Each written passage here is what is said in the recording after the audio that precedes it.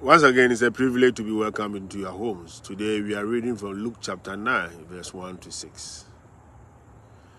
Jesus summoned the 12 and gave them power and authority over all demons and to cure diseases.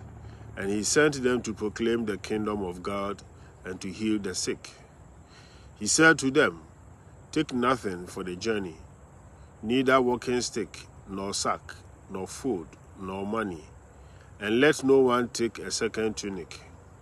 Whatever house you enter, stay there and live from there.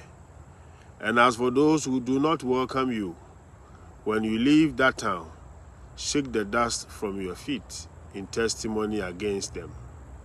Then they set out and went from village to village, proclaiming the good news and curing diseases everywhere.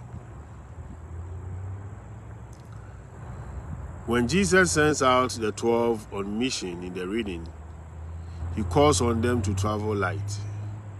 They are not to be too self-sufficient. Instead, they are to depend on the hospitality of those to whom they preach the gospel.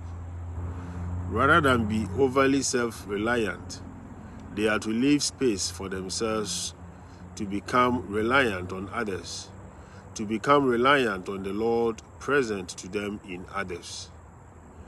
We all like to be independent and self-reliant to some extent, and indeed we need to be.